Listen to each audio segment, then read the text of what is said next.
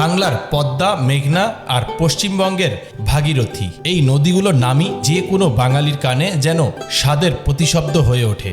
বিশেষ করে দুর্গাপূজার আগে যখন বাঙালি ঘরে ঘরে ইলিশের উপস্থিতি খুঁজে বেড়ায়, তখন এই নদীর ইলিশের কথা মনে পড়ে।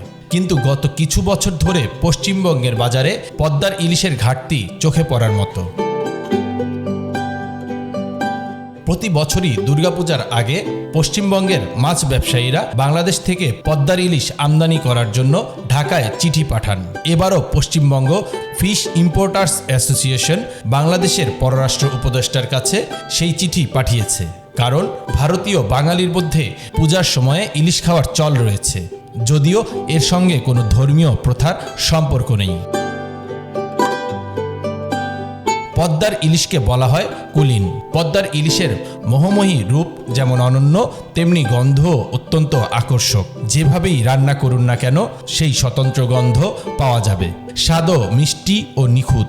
মেঘনার ইলিশও প্রায় একই ধরনের গুণে সুপরিচিত। কিন্তু বাজারের বাস্তবতা অনেকটাই ভিন্ন। ভারতের গুজরাট থেকে আসা ইলিশ এখন পশ্চিমবঙ্গের বাজারে প্রাধান্য পেয়েছে। গত 1.5 মাসে প্রায় 4000 টন ইলিশ এসেছে এখানে, যা সমস্ত পূর্ববর্তী রেকর্ড ভেঙে দিয়েছে। গুজরাটের ভারুচ এলাকায় সমুদ্র থেকে ধরা এই ইলিশ নর্দমা ও তাপ্তি নদী অঞ্চলের, কিন্তু স্বাদে তারা তুলনামূলকভাবে কম সুস্বাদু। ইলিশ ব্যবসায়ী থেকে শুরু করে ইলিশ প্রেমী সবাই এই স্বাদের ব্যবধানের কথা মন্তব্য করেছেন।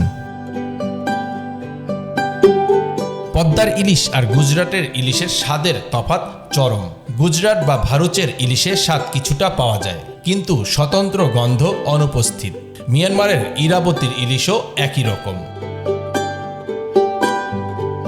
পদ্মা মেঘনার ইলিশের অভাব এবং পশ্চিমবঙ্গ বা উড়িষ্যার ইলিশ সরবরাহের সীমিততার কারণে গুজরাটের ইলিশই এখন অনেকের পাতে পড়ছে। তবে স্থানীয় নদীতে এখনও কিছু ইলিশ পাওয়া যায়।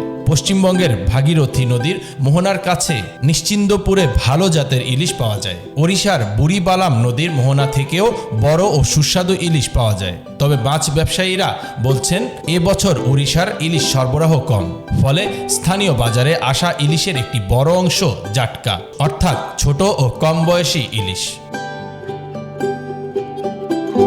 মৎস্য দপ্তর জাটকা বিক্রি না করতে নির্দেশ দিয়েছেন, কিন্তু ডায়মন্ড হারবার বা রায়দিঘির আড়তে প্রচুর জাটকা বিক্রি হচ্ছে।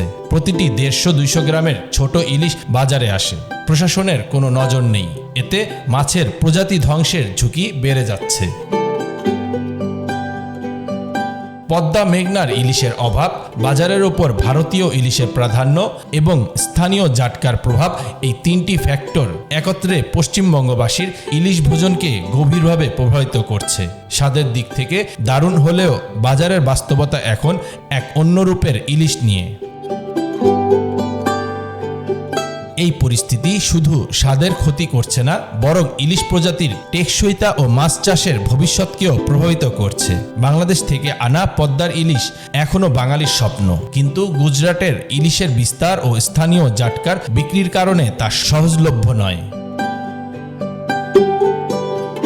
Bangla affairs news desk.